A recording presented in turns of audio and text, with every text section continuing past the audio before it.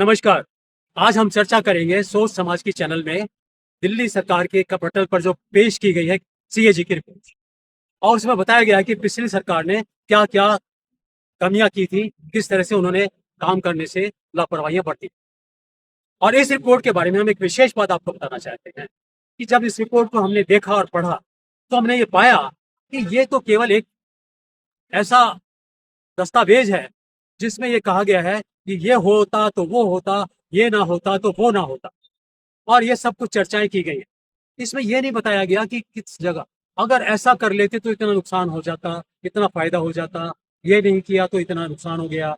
और देखा जाए तो एक जग दो जगह में ये भी लिखा है कि अगर जो उन्होंने पॉलिसी बनाई थी उसको लागू किया गया होता तो शायद ये नुकसान ना होता, ऐसा ही लगता है कैग की रिपोर्ट से। और इन सब चर्चाओं के बाद हम एक बात पूछना चाहते हैं, क्या ये कौन सा अध्यादेश आया है कि कैग जो है यानी सीएजी जो है वो सेंट्रल गवर्नमेंट की रिपोर्ट नहीं पेश करेगा या दूसरी सरकारों की रिपोर्ट पेश नहीं करेगा, केवल दिल्ली सरकार की रिपोर्ट पेश करेगा। कई सालों से रिपोर्ट बना रहा है और छाप रहा है, बना रहा है और दे रहा है, लेकिन केवल और सरकारों की रिपोर्ट नहीं बना रहा, जबकि सीएजी का काम यह है केंद्र सरकार की रिपोर्ट भी दे और सबके दे। और इस पर हम सवाल उठाना चाहते हैं और ये सवाल हम जरूर उठाएंगे। क्या कैग ने ये रिपोर्ट बनाई? 506 करोड़ का राफेल 1700 करोड़ में खरीदा गया तो देश को नुकसान कितना हुआ, किस तरह हुआ, किसने कितना हिस्सा बांटा, किसके पास कितना पैसा गया? क्या उस सब की चर्चा कैग को करने की हिम्मत है? क्या कैग को ये रिपोर्ट बनाने की हिम्मत है कि 110% की जो कस्टम ड्यूटी पहले लगती थी कार इंपोर्ट करने पर, एलोन मस्क के लिए उसको घटाकर 15% तक ला दिया गया तो देश को कितना नुकसान हुआ और किसने इसका फायदा उठाया? हर्ले डेविडसन पर जो कस्टम ड्यूटी कम की गई है उससे देश को कितना नुकसान हुआ और इसको घोटाले को किसने अंजाम दिया, किसको फायदा पहुंचाया गया? क्या ये रिपोर्ट भी पेश करने की हिम्मत है? हम बताना चाहते हैं कि कैग की रिपोर्ट तो बिल्कुल ऐसी है, जब कोई लोग शादी ब्याह में खाने जाते हैं तो चर्चा इस बात की होती है कि इन्होंने सब्जी अच्छी नहीं बनाई थी, इनका पनीर बढ़िया नहीं था, दुल्हन ने लहंगा कैसे कलर का पहना था और दूल्हे का सूट कितना कीमती था या नहीं था।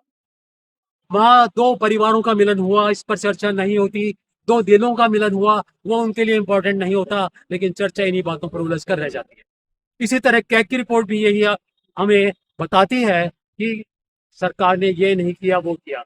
जिस जिस अपराध के लिए या जिस घोटाले के लिए केजरीवाल जो पिछले मुख्यमंत्री थे और जो उनके उप मुख्यमंत्री थे मनीष सिसोदिया, उनके दूसरे मंत्री सत्येंद्र जैन और भी बहुत सारे बिजनेसमैन जेल काट कर आए और अभी कुछ जेल में पड़े होंगे, उसी बात को दोहराया है कैग ने।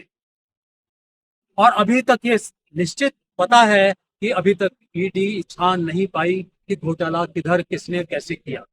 जेल भेज दिया, वो आपकी पावर है, ताकत है, भेज दिया। बेल नहीं मिलने दी, आपकी ताकत है, नहीं मिलने दी।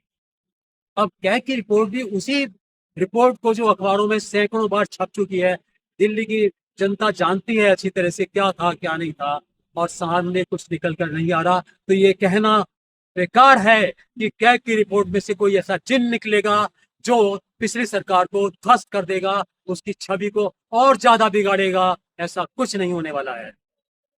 और सवाल ये भी है कि कैग ये रिपोर्ट क्यों नहीं बनाती कि ईडी ऑडिट करे ना, ईडी का बताए ना ये कितने घोटाले करते हैं, कितने लोगों पर छापे डालते हैं और फिर कितने लोगों को ये सजा दिलवा पाते हैं। और ये भी ऑडिट करें कि कितने लोगों पर ये आरोप लगा देते हैं और उसके बाद उसके ऊपर कोई कार्रवाई नहीं करते हैं। कैग की रिपोर्ट इस बारे में भी आनी चाहिए। हमारा निवेदन है कि जनता को इस बात पर आवाज उठानी चाहिए कि कैग ईडी की रिपोर्ट भी लाए, सीबीआई की भी रिपोर्ट की ऑडिट करे और इस तरह की हर ऑडिट करे कि देश को कहाँ कितना घोटाला किया जा रहा है, किस तरह का नुकसान पहुंचाया जा रहा है और जनता को केवल और केवल बहकाया जा रहा है। नमस्कार।